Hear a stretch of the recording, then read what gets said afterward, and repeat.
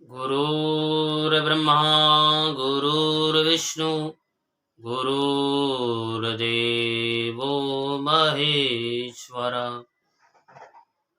गुरुर्साक्षात् परब्रह्म तस्मै श्री गुरुवे नमः। ॐ गजाननं भूतगणाधिसेवितं कपितजम्बुफलचारुभक्षणम् उमासुतं शोकविनाशकारिकं नमामि विघ्नेश्वरपादपङ्कजं। नारायणं नमस्कृत्यं नरं चैव नरोत्तमं देवीं सरस्वतीं व्यासं ततो जयमुदीरयेत्। आइए हनुमान विराजिए कथा कहूँ वेद अनुसार, प्रेम सहित गादी धरूं पधारिए पवन कुमार।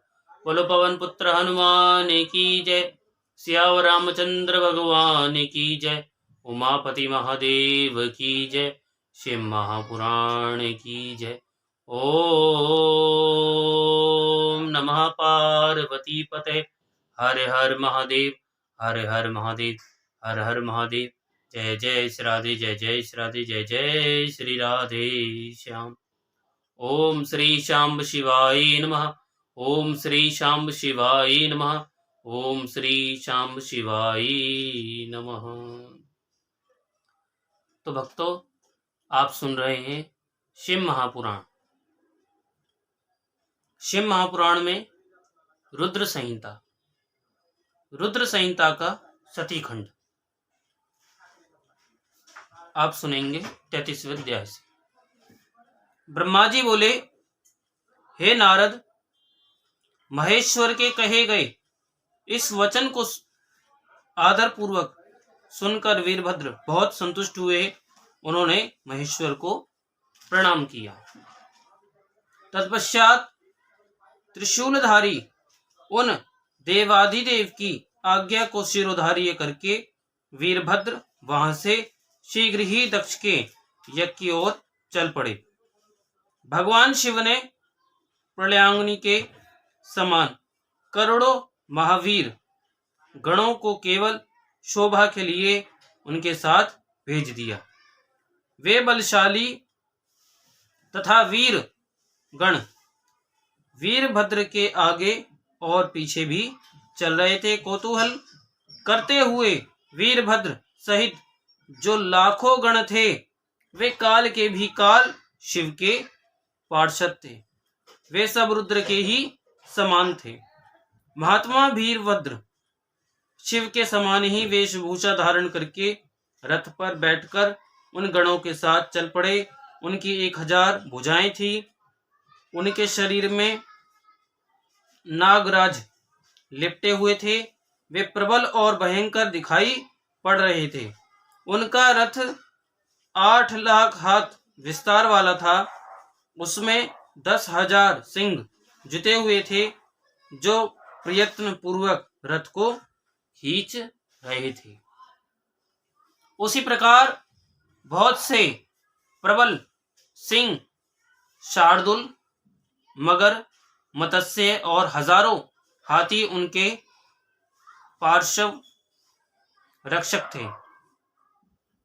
इस प्रकार जब दक्ष के विनाश के लिए वीरभद्र ने प्रस्थान किया, उस समय कल्प वृक्षों से फूलों की वर्षा होने लगी। सभी गणों ने शिव जी के कार्य के लिए चेष्टा करने वाले वीरभद्र की स्तुति की और उस यात्रा के उत्सव में कौतूहल करने लगे।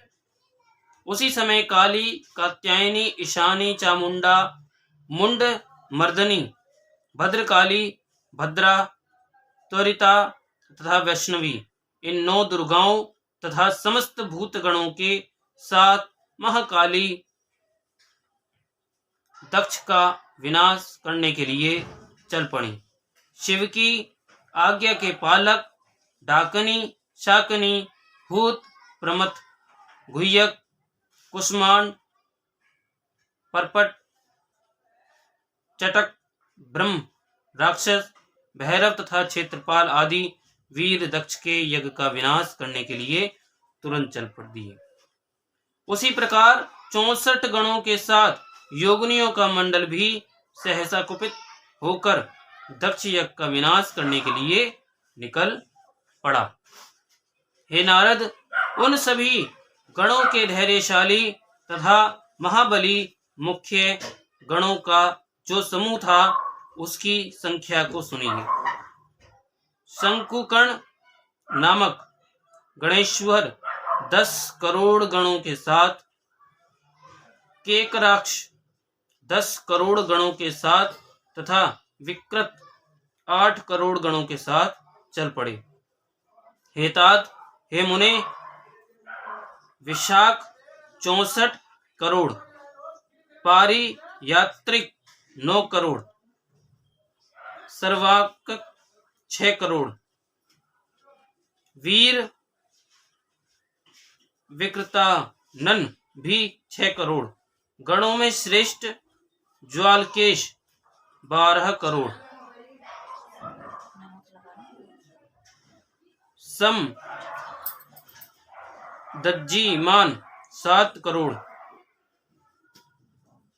दुध्रभ 8 करोड़, कपालीश 5 करोड़, संदारक 6 करोड़, कोटि और कुंड 1-1 करोड़, गणों में उत्तम विष्टम 64 करोड़, वीरों के साथ सम्नाद पीपल 1000 करोड़, आवेशन तथा चंद्रतापन 8-8 करोड़, गणाधीश महावेश 1000 करोड़ गणों के साथ, कुंडी 12 करोड़ और गण श्रेष्ठ प्रवर्तक भी 12 करोड़ गणों के साथ दक्ष यज्ञ का विध्वंस करने के लिए चल पड़े।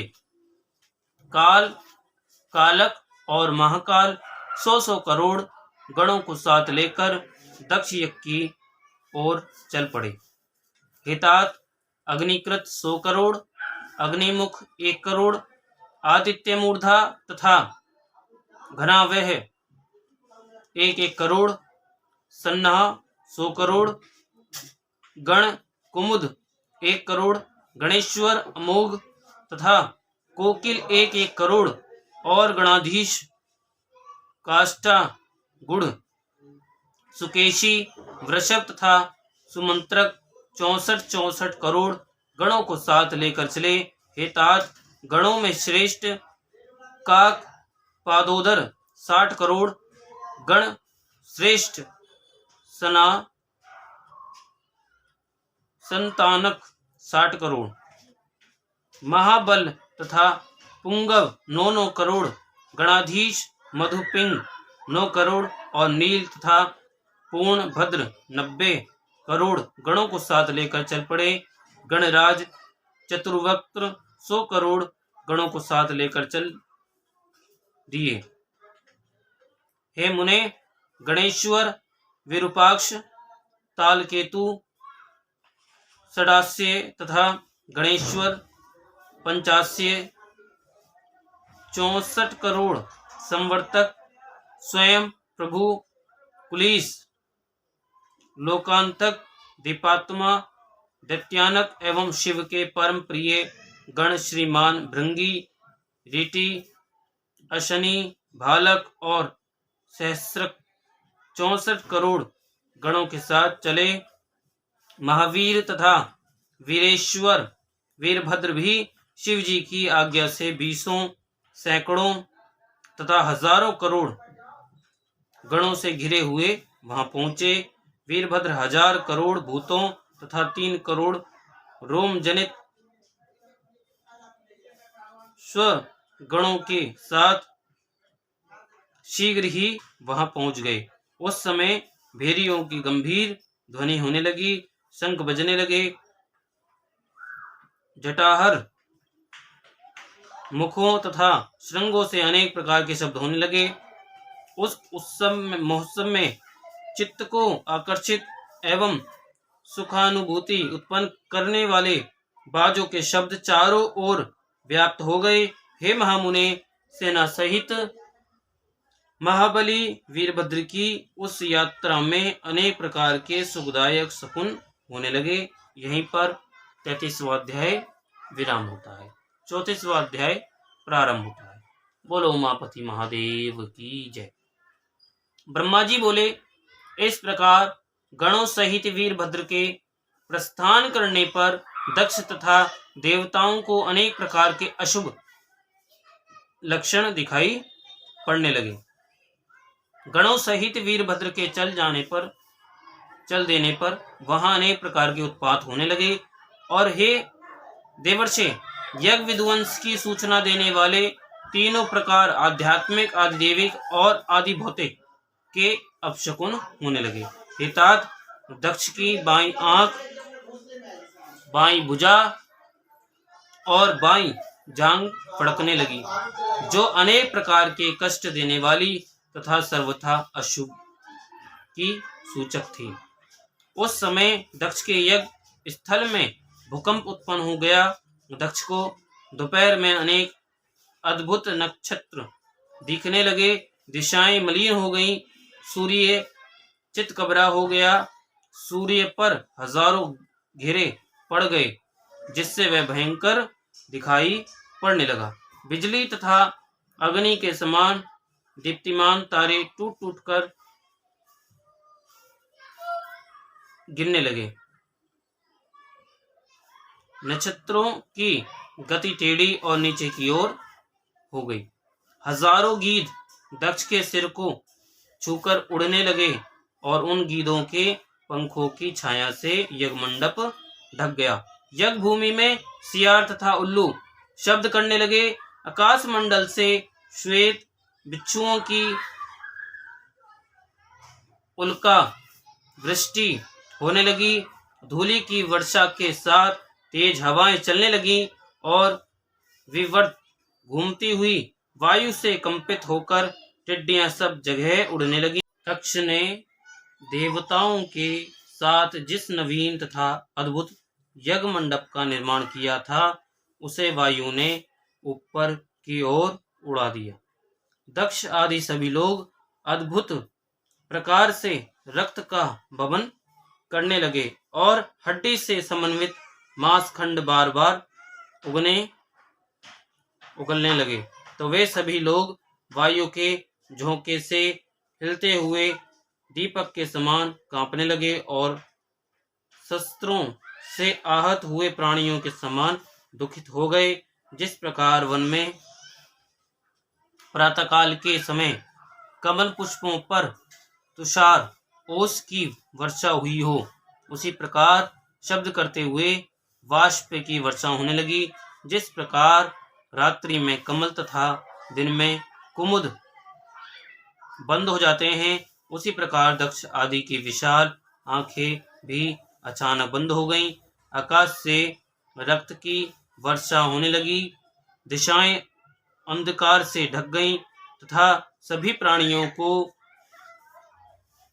संत्रस्त करता हुआ दिग्दहा होने लगा। हे मुने, जब विष्णु आदि देवताओं ने इस प्रकार के उत्पात देखे, तब वे अत्यंत भयभीत हो उठे। हाय, अब हम लोग मारे गए, इस प्रकार कहते हुए वे मूर्छित होकर पृथ्वी पर इस प्रकार गिर पड़े, जैसे नदी के वेग से किनारे पर वृक्ष गिर जाते हैं। वे पृथ्वी पर इस प्रकार गिरकर अचेत हो जाते थे, जैसे काटने के बाद विषैला सर्प अचेत हो जाता है, और कभी गेंद के समान पृथ्वी पर गिरकर पुनः उठ जाते थे। तदंतर वे ताप से व्याकुल होकर कुर्री पक्षी की भांति विलाप करते थे एवं उक्ति तथा प्रत्युक्ति का शब्द करते हुए रो रहे थे। उस समय विष्णु सहित सभी लोगों की शक्ति कुंठित हो गई और वे आपस में एक दूसरे के समीप कंठ पर्यंत कछुए के समान लौटने लगे। इसी बीच वहां समस्त देवताओं तथा और विशेषकर दक्ष को सुनाते हुए आकाशवाणी हुई। आकाशवाणी बोली, हे दक्ष, तुम्हारे जन्म को धिक्कार है, तुम महामूढ़ और पापी हो। शिव जी के कारण आज तुम्हें महान दुख प्राप्त होगा, जिसका निवारण नहीं हो सकता। यहाँ जो तुम्हारे सहायक मूर्ख देवता उपस्थित हैं उन्हें भी महान दुख होगा, इसमें संशय नहीं है। ब्रह्मा जी बोले, हे मुने, उस आकाशवाणी को सुनकर और उन उपद्रवों को देखकर दक्ष तथा अन्य देवता आदि भी अत्यंत भयभीत हो उठे।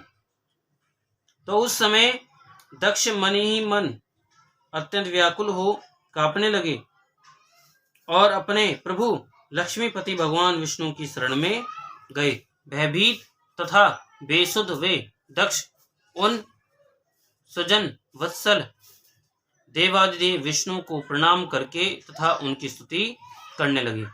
यहीं पर 34वां अध्याय विराम होता है। बोलो उमापति महादेव की जय, शिव महापुराण की जय। ओम श्री श्याम शिवाय नमः। ओम श्री श्याम शिवाय नमः। ओम श्री श्याम शिवाय नमः।